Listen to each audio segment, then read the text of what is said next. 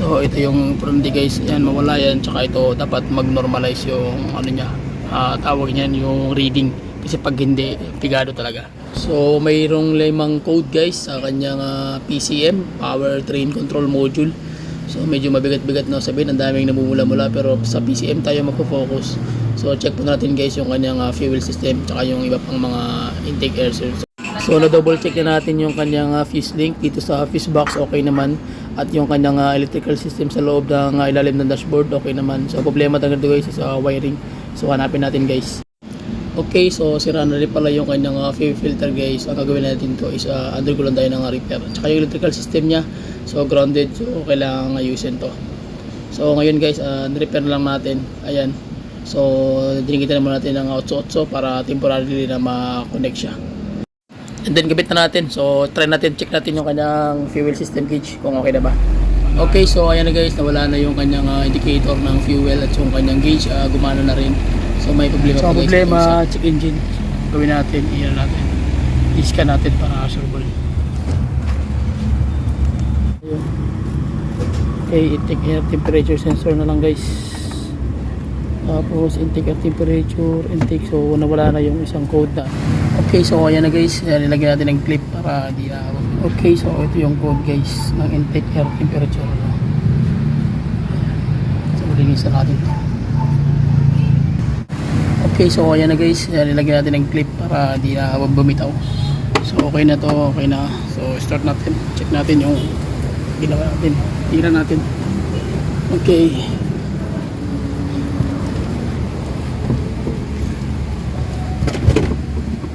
Start. Ayun. So ayan na guys, okay na, tira natin.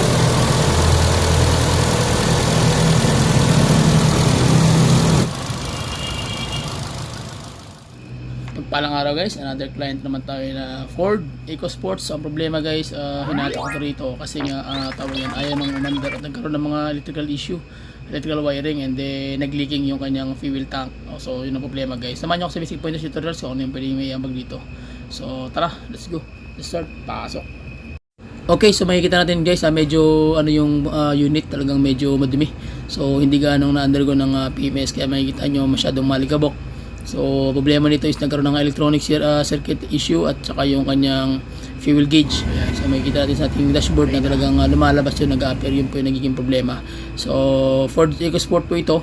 So medyo groggy ang bakbakan. Sana hindi ganong malalim yung gagawin o tatrabahoin natin, i-troubleshoot natin. So engine scan naman natin guys para ma-finalize natin yung problema. Ito yung problema guys, yan mawala yan, tsaka ito dapat mag-normalize yung ano niya, tawag niyan yung reading, kasi pag hindi pigado talaga. So kailangan natin engine scan guys para sure talaga na makita natin yung problema.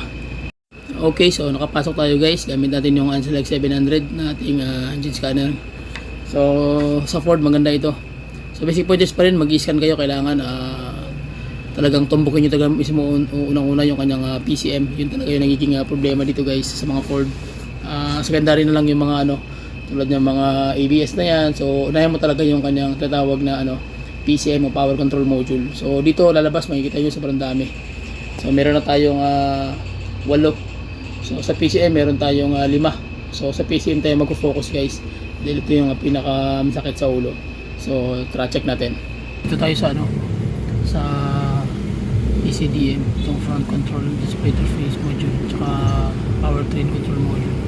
5. Okay. DTC.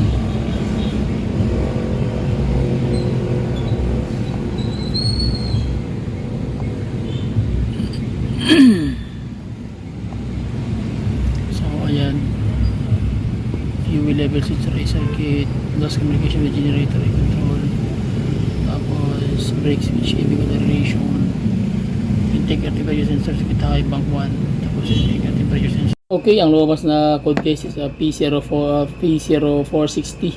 So ibig sabihin yung kanyang fuel level sensor, may problema ito sa loob ng kanyang fuel system, especially sa fuel gauge o fuel floater o ano mang ibang problema doon, mga electrical system. So yun ang problema guys. So kailangan nating tanggalin o ibaba yung kanyang tatawag na fuel tank. So yun po magiging problema dito guys. And then yung kanyang P0113 which so ito yung kanyang i80 guys. So map sensor, so kailangan siyang palitan o linisan o depende, malalaman natin ngayon kung ano yung gagawin natin dito guys para ma-address natin yung tinatawag na check engine na lumabas.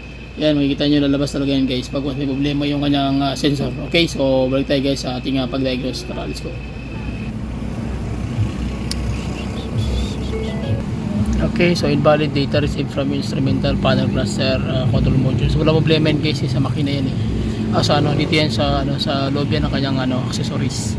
So sa engine lang tayo mag-focus. So yun yung gawin natin. So yan, ABS automatic na yan sa gulong yan. So dito tayo sa may powertrain. Isa naman natin yung code. So yun yung problema. Okay, so check na natin. Tinanggal na natin yung coffee. Yan. So mag-test reading tayo guys para malaman natin yung linya ng kuryente mula dito punta doon sa fuel pump. Okay. So dito tayo magtanggal. Dito. Okay. So check natin guys yung tester natin. Pointers pa rin guys, once na mag-reading kayo ng voltage reading dito sa may fuse link, so fuse box, kailangan buo talaga yung lahat ng fuse kasi kung mayroong pumutok dyan, so kailangan yung palitan. Then kung nagpalit kayo, pumutok ulit, ibig sabihin yung mismong linya nya o yung load may problema. Ibig sabihin grounded o short circuit yung load na yun, so kailangan mong palitan yun o i-repair. So dito nakita ko dito so far okay naman, buo na yung linya rito, especially yung kanyang fuses dun sa malalaki, yung mga 30 amperes, yung 40 amperes, 50 amperes, so solido naman. And then ginawa ko dito is nilinisan ko na rin yung kanyang fuse link dito guys. Ganun pa rin yung ginagawa ko lagi. Pag madumi yung fuse link, pinapalitan ko ng bago. So dito naman medyo alikabok lang, kaya ginawa na ko dito is nilinisan ko na lang. So after ko ditong mag test, okay naman lahat ng linya. Dumiretso na ako sa natawag na sa ilalim dashboard dito guys.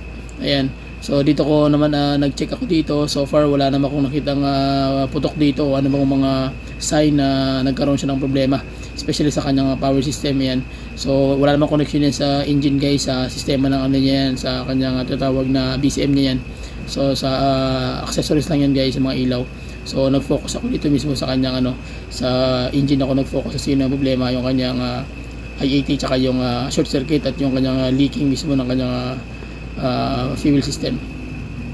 Okay, so nakita ko yung linya, okay naman. And then ang gagawin ko dito guys is actual yung kanyang fuel system, yung kanyang fuel tank. Check natin sa lalim guys. So makikita natin dito na may mga leaking o sign ng fuel leak. So makikita mo may kunting basa. Ayan So ibig sabihin nagkaroon ng leaking, so may problema yung kanyang fuel pump assembly. So ang kailangan nito is ibaba natin yung kanyang tatawag na fuel tank. So yun yung gagawin natin para makita natin ang actual na problema doon sa loob ng fuel pump assembly. So dito makikita natin kung ano yung problema. So basic pointers pa rin, actually na-repair na pala ito, bali pangatlo na tayong titira nito. So yun nakita natin yung na-repair nila is naputol yung niya rito mismo sa loob, yung kanyang high pressure na fuel line. So putol guys, so yun ang problema dito.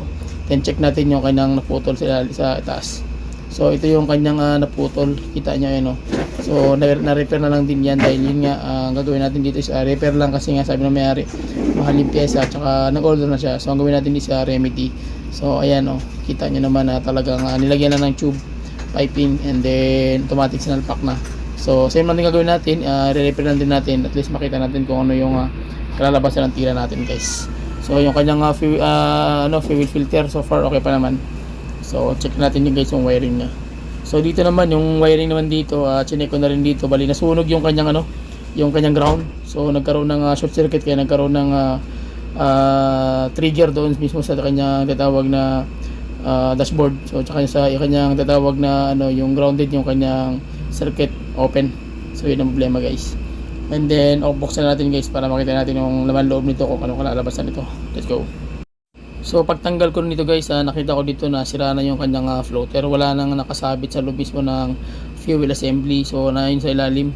So makikita nyo, ayun, nahulog na. So ibig sabihin talagang hindi nakabit ng maayos pag repair. So check natin yung maigi yung unit guys. Okay, so ayan na guys, binuo ko na muna yung kanyang floater para ma-reading natin ng tama yung kanyang digital reading sa kanyang gauge sa dashboard. So makikita nyo yung sira na. So tabingi. So ibig sabihin hindi maganda yung pagkaka-repair nito. Parang ang siniguro dito is yung kanyang fuel pump na gumana. And then ito yung problema guys, yung sa high pressure niya na putol talaga, kaya nagkaroon siya ng basa o fuel leak sa taas. Kasi ito ni-repair na to so gusto na may-ari ipa-repair lang kasi nga mahirap yung parts, although mas maganda yung palitan bago. Pero alam mo naman sa Jensen talaga yung mga tao dito hanggat kaya pang gawa remedyohan. So ang remedyo nito, ito nag-leaking kasi nga sira to. So ang gagawin natin dito, hahanapan natin ng paraan. Okay, so gagawa tayo ng hose dyan na didiretso dito kasi high pressure yan kaya malakas yung leak, kaya nangyari nasunog yung kanyang supply ng kuryente doon sa from ECM to papunta to supply, kaya nagkaroon siya ng circuit open. Okay, dahil nga napasa, so nagkaroon ng contact yung positive at saka negative. So ayun, saka ito guys, sira na rin to so ang ginawa naman ito, tinanggal din, hinulog lang doon sa loob ng unang nag-repair. Okay, so check natin kung saan yung kaputol nito. Okay, so ayan, ito yung ginawa nilang remedyo para lang yung problema. Medyo malabo. Ayan, ito yung guys, supply. So putol talaga ginawa na lang paraan. So ang gawin natin dito, papunta na yan doon sa supply sa sa filter doon. Okay, so yan ang nagawa din ng paraan kung paano din ito ba idudugtong wiring. Check pa natin yung wiring. Check ko pa yung wiring to guys kung saan yung problema nito kasi nasunog na to So ang gagawin natin dito, magpapalit kami ng wire. Ito i-individual natin to yung wire niya na isa-isa para malaman din kung saan yung sunog. Tapos papagdan natin para ma-activate yung gauge doon sa may mismo, sa may dashboard. Okay, temporary muna natin to. Ilagyan natin ng yung 8-8 para magdikit. So habang wala pa yung brand new, so nag-order na yung may-ari ng brand new. So remedy lang muna tayo. Okay? So ayan. And then yung kanyang yung kanyang assembly, sira na kasi to. So ang mahalaga nito, mag-function ng maayos yung niya. So, yung tawag niya, tinatawag na sa gauge. So tara. So ito yung prandi guys. Ayan, mawala yan. Tsaka ito dapat mag-normalize yung niya. Tawag niyan yung reading. Kasi pag hindi, pigado talaga. So yan na guys, sunog, tigas. So matigas na yung wire, kaya ginawa natin, nagpalit tayo ng wire. Ayan, so malambot na siya, bago na.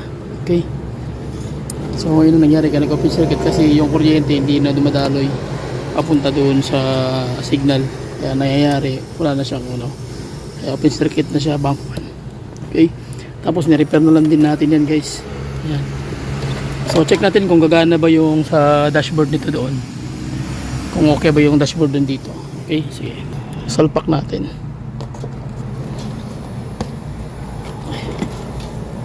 Ayan. So check natin guys. Nakasalpak na yan. Repair lang natin yan. Temporary lang yan para gumana ng maayos. Kasi sira na yan wasak-wasak ng ilalim. Habang mo-order pa yung may-ari. Ayun. Natin guys. Ayan. So check natin na kailangan mawala yan. Tsaka itong yung indicator kailangan dito yan o depende. So iaangat natin yung doon sa motor. Ayan, naka-down yung fuel gauge niya. So ang gawin natin dito is i-up natin. Ayan. I-full na lang natin diretso. Tingnan natin yung reaction ng ng gauge.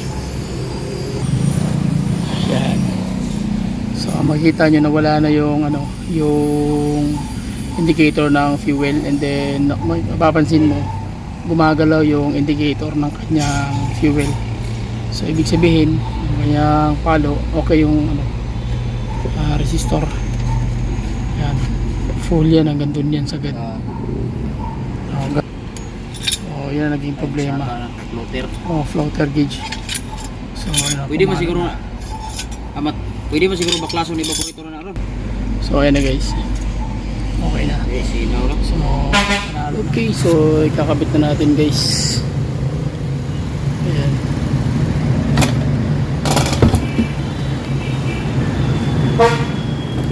Ayan ang forma niyan. Ayan, set up na siya. Okay. Kabit ko muna.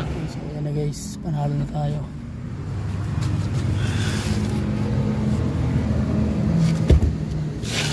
Saka. Saka na to. So, nakabit na rin siya. Basic pointers pa rin guys, once na magkabit kayo ng fuel tank, kailangan double check nyo muna yung kanyang mga hoses, especially piping, yung ni-repair nyo at saka yung kanyang electrical system, kung wala na bang sabi o ano bang problema na maging cause ng awag yan ng mga troubleshoot sa darating na mga panahon. Okay, so ayan na guys, okay na nakabit na. Then doon na tayo sa dashboard, check natin naman kung okay na ba yung fuel indicator doon sa kanyang tawag na yung fuel gauge, kung papalo ba o ano yung mangyayari. So tara, start natin. Okay, so yan guys, on natin. Okay, so nawala na yung fuel tsaka ano gauge. Start natin. Brake, clutch.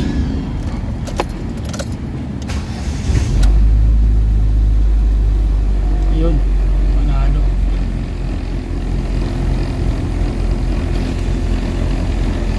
So ang problema, check engine. Gawin natin, i-ano natin, i-scan natin para sureball.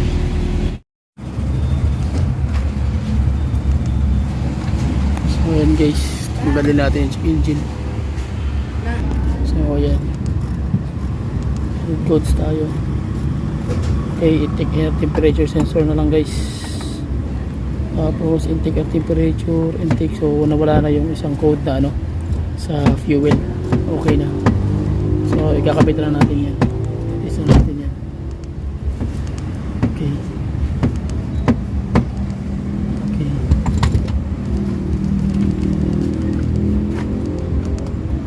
So after ng scan, so nakita natin na may problema yung sensor ng IAT. So tirahin natin, linisan natin, and then check natin kung magagawa ng paraan. So tara. Okay, so ito yung sensor na kailangan yung linisan o palitan, depende kung anong kalalabasan. Ang gagawin natin dito guys is lilinisan na natin to, especially yung kanyang resistor. Ayan o, yung pinaka ano niya, electronic system dyan. Ayan, makikita nyo na sa gitna na yan. So may mga ano dyan, may mga maliliit na parts. So electronics po yan. So ang gawin niya, kailangan siyang linisan. So ayan na, malinis na. And then ikakabit na natin yan guys. After nyan, check natin kung anong kalalabasan ng tira natin. Okay, so ayan na guys, nilagyan natin ng clip para di na bumitaw. So okay na to, okay na. So start natin, check natin yung ginawa natin, tira natin. Okay. Okay, so nakita natin guys, no DTC. So much better na makita nyo kung paano natin tinira to. So ulitin natin, mag red fold tayo para sureball. So pag lumabas dyan guys na no DTC, panalo na. So ibig sabihin na cleaning lang yung problema ng sensor. So start natin guys yung engine para makita natin ang start. Ayun, wala na yung check engine. Wala na yung check engine. Tsaka yun dito, wala na rin. Panalo na. Ayan guys, wala na yung mga labasan ng mga ano. PM natin. Okay, so check natin trabaho sa ilalim. Sa ilalim yung ginawa natin. So far, nagiging trabaho natin.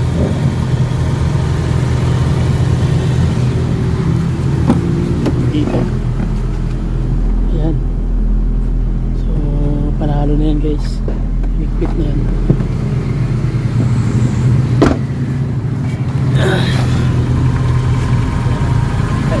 Wala na siyang problema. Papakiramdaman natin kung aagas na siya. So at least okay na siya. Okay, set up na. Ayan na guys, okay na. Ayan natin.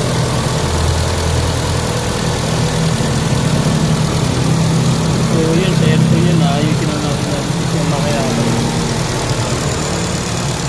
Ganda na Miller. So check natin yung ano. Okay. So dito guys, malinis na.